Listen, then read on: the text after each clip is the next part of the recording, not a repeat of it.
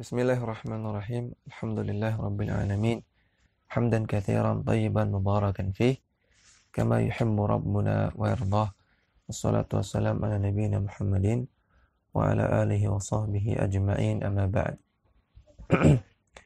Kembali kita membaca kitab Al-Jami' li ibadatillahi wahdah karya Syekh Muhammad At-Tamimi rahimahullah ta'ala dengan syarah atau penjelasan dari Syekh Shalih bin Fauzan Al-Fauzan hafizahullah ta'ala.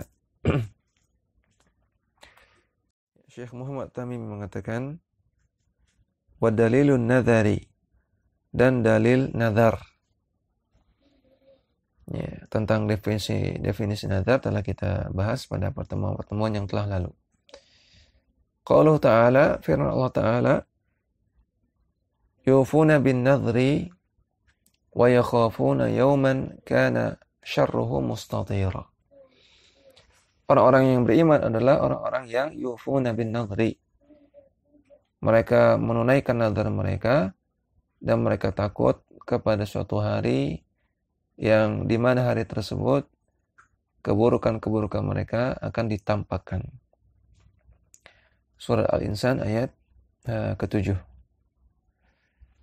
Syekh Shalih Fauzan Al-Fauzan menjelaskan, fadalla ala anna an-nadhara ibadatun yajibu ikhlasuha lillahi. Ayat ini menunjukkan bahwasanya nazar adalah ibadah, maka wajib untuk ikhlas kepada Allah dalam masalah nazar. Faman nazara li ghairillahi kal mauta wal quburi wal adrihati fahuwa musyrikun. Maka barang siapa yang bernazar kepada selain Allah, seperti bernazar kepada orang mati, bernazar kepada kuburan, bernazar kepada pemakaman, maka dia adalah orang yang musyrik. Wa hadza yaqa'u katsiran min alladhina yanzuruna lil quburi. Maka perbuatan seperti ini banyak sekali terjadi, yaitu orang-orang yang bernazar kepada kuburan, wa yanzuruna lil amwati, dan bernazar kepada orang yang sudah mati. Yataqarrabuna ilaihim bidzalika. Mereka mendekatkan diri kepada hal-hal tersebut, kepada kuburan, kepada orang mati, bidzalika dengan nazar. Wa hadza nadharu ma'siyatin wa nadharu syirkin. Maka nazar seperti ini adalah nazar maksiat dan nazar kesyirikan. La yajuzu al-wafa'u bihi.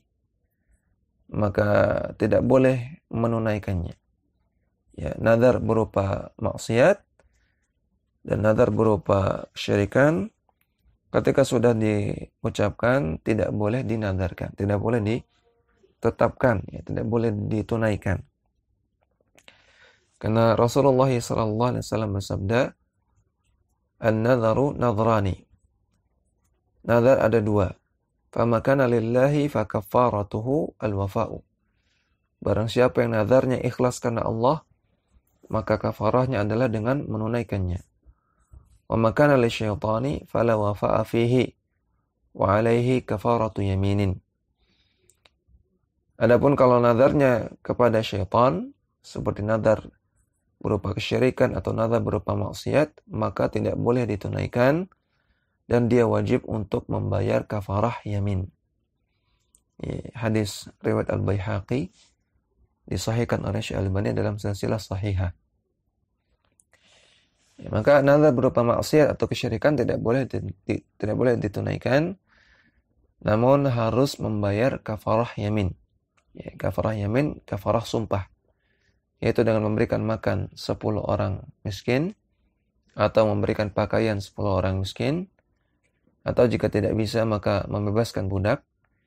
Jika tidak bisa maka puasa 3 hari tidak harus berturut-turut.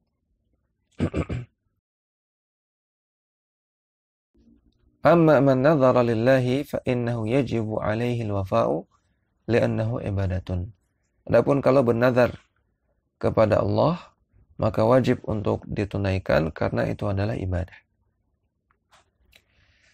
Kemudian Syekh Muhammad At-Tamimi mengatakan wa dalil khaufi, dalil khauf. Qauluhu ta'ala, firman Allah Ta'ala, innama dzalikumu syaitanu yukhawwifu awliya'ah. Yang demikian itu adalah syaitan yang berusaha untuk menakut-nakuti wali-walinya. Fala takhafuhum wa khafuni in kuntum mu'minin. Maka janganlah kalian takut kepada mereka, takutlah kepada aku jika kalian benar-benar beriman. Surah Al-Imran ayat 175. Syekh Shalih Fauzan mengatakan, "Lamma tawa'ada al-musyrikuna Rasulullah sallallahu alaihi wasallam wa ashabahu ba'da waqi'ati Uhudin." Ketika orang-orang musyrikun mengancam Rasulullah sallallahu alaihi wasallam dan para sahabatnya setelah peperangan Badar. Waqalu, dan mereka mengatakan, inna sanarji'u ilaikum wa nasta'silukum. Kami akan kembali kepada kalian dan kami akan hancurkan kalian pada kesempatan yang lain. Ya, di peperangan Badar, kaum muslimin mengalami kekalahan. Ya, sampai-sampai Rasulullah SAW dikabarkan terbunuh. Namun tidak benar. Ya, namun Rasulullah SAW terpojok dan memang hampir terbunuh. Namun ketika itu Abu Sufyan yang ketika itu masih musyrik, ya, ketika sudah berhadapan dengan Rasulullah dalam keadaan Rasulullah terkepung dan terpojok, maka dia mengatakan, inna sanarji'u ilaikum wa nasta'silukum. Kami akan kembali kepada kalian dan kami akan hancurkan kalian pada kesempatan yang lain. Ya. Kemenangan yang kami dapatkan pada hari ini adalah sekedar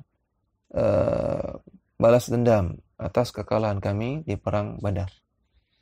Ya, maka Rasulullah tidak dibunuh ketika itu. Ya, namun mereka mengancam, ya, kami akan kembali dan kami akan hancurkan kalian. Fal mu'minuna ma zadu ala an qalu.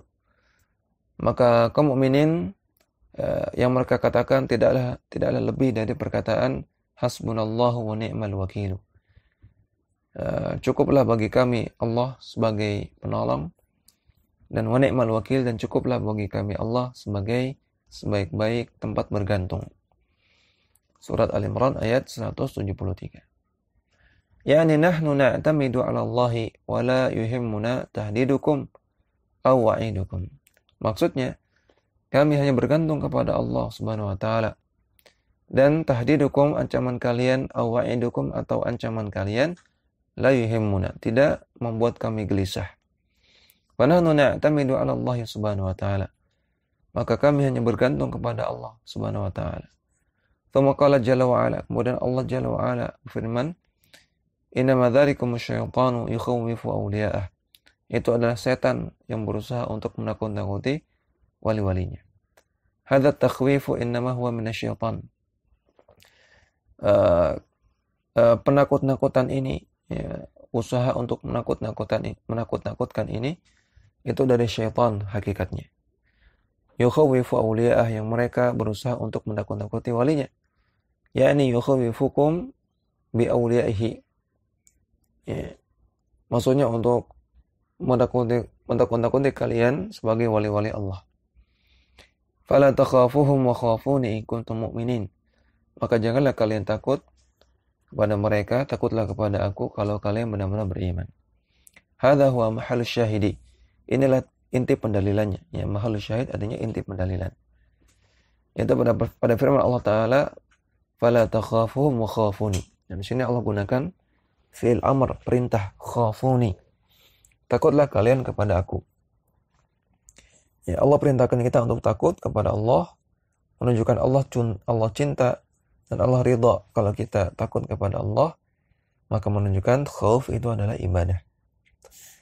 Dalla ala anna al-khawfa naw'un min anwa'il ibadati yajibu an yufarridallaha bihi. Menunjukkan bahwasanya khauf adalah salah satu jenis ibadah yang wajib untuk diserahkan kepada Allah semata. Kemudian Syekh Muhammad At-Tamimi mengatakan, wa dalilur raja'i, dalil raja. Qauluhu ta'ala, firman Allah Ta'ala, faman kana yarju liqa'a rabbih falyamal 'amalan salihan wa la yusyrik bi'ibadati rabbih ahada. Barang siapa yang ingin berjumpa dengan Rabbnya, dengan Allah, maka amalkanlah amalan yang saleh dan janganlah berbuat syirik dalam beribadah kepada Allah dengan siapapun, terhadap siapapun. Surat Al-Kahfi ayat 110 atau ayat yang terakhir. Ya, maka dalam ayat ini Allah katakan, barang siapa yang ingin ketemu dengan Allah, ya, maka yang pertama, amalkanlah amalan yang saleh. Ya, amalan yang saleh artinya amalan yang sesuai dengan tuntunan Rasulullah SAW. Yang kedua, wala yusyrik bi ibadati rabbih ahada. Dan janganlah berbuat syirik kepada Allah, artinya bertauhid. Maka inilah dua syarat diterimanya amalan. Ya, dilakukan dengan ikhlas dalam keadaan bertauhid kepada Allah. Yang kedua, sesuai dengan tuntunan Rasulullah SAW. Syekh Shalih Fauzan menjelaskan, qala al-mufassiruna, para ahli tafsir menafsirkan, ma'naha wallahu a'lamu yarju ay yara rabbahu subhanahu wa ta'ala yaumal qiyamati fil jannati. Maksud dari firman Allah, man kana yarju liqa'a rabbih, maksudnya adalah berharap untuk melihat Allah subhanahu wa ta'ala di hari kiamat di surga. Ya, karena hanya penduduk surga yang bisa melihat Allah subhanahu wa ta'ala. Ya, bisa melihat wajah Allah subhanahu wa ta'ala. Dan bahkan tidak semua penduduk surga bisa melihat wajah Allah subhanahu wa ta'ala. Karena melihat wajah Allah subhanahu wa ta'ala adalah nikmat surga yang paling nikmat, yang paling tertinggi. Tidak didapatkan oleh semua penduduk surga, apalagi oleh penduduk neraka. Falyamal amalan salihan wa la yusyrik bi ibadati rabbih ahada. Maka amalkanlah amalan yang saleh dan jangan berbuat syirik dalam beribadah kepada Allah terhadap siapapun. Faja'ala ar-raja'a min al-ibadati wa amara an la yusyrika bihi ma'ahu ghairahu. Maka dalam ayat ini Allah Ta'ala menjadikan raja sebagai bentuk ibadah, dan Allah perintahkan untuk tidak berbuat syirik bersamaan dengan raja kepada Allah, tidak menyerahkan raja kepada selain Allah.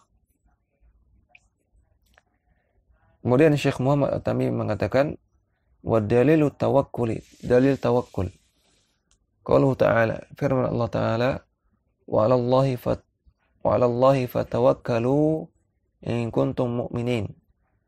Dan hanya kepada Allah lah hendaknya kalian bertawakal kalau kalian benar-benar orang-orang yang beriman. Surat Al-Maidah ayat 23.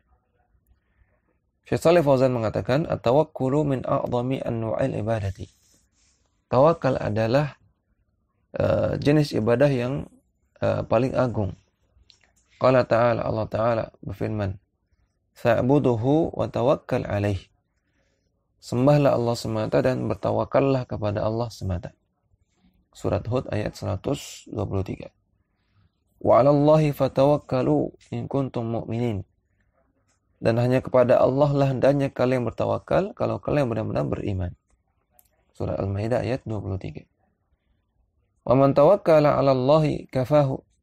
Barang siapa yang bertawakal kepada Allah, pasti Allah akan mencukupinya.